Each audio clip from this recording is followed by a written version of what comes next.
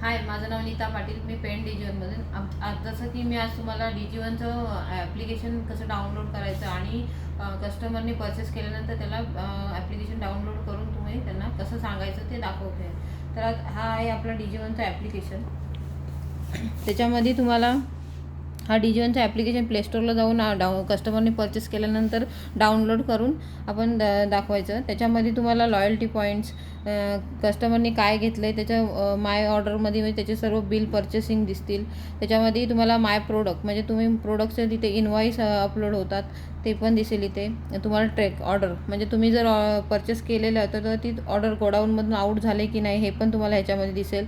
Plus तुम्हाला store location, जसं की आता आपण इथं बघितलं की ऑल ब्रँचेसचे स्टोअर लोकेशन आपल्याला या ॲप्लिकेशनमध्ये दिसत आहेत.